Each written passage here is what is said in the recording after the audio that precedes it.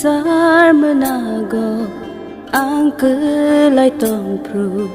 yak to li tei khana sar menago ang kelai tong pru yak to li tei khana o shubha Yashku bele kaslek laye tong puru Yaksho ite khane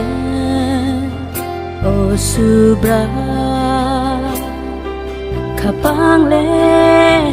no no nago Kapang ni subra no Kapang le no no nago Kapang ni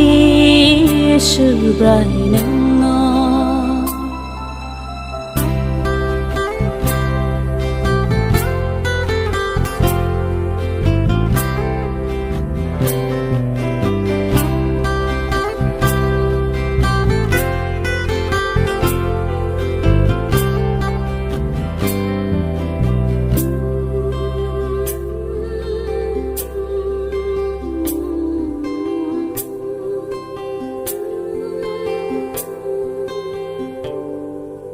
Thi nang ni lama no nu huryawe lang maran sawe tong mani Thi nang ni lama no nu huryawe lang maran sawe tong mani Khak chang ma khani kemawe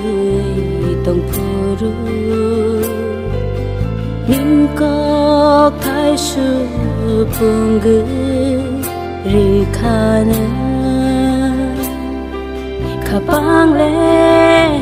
no no nago Kapang ni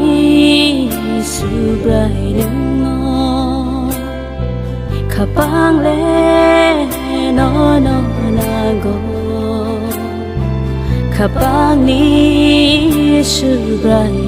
no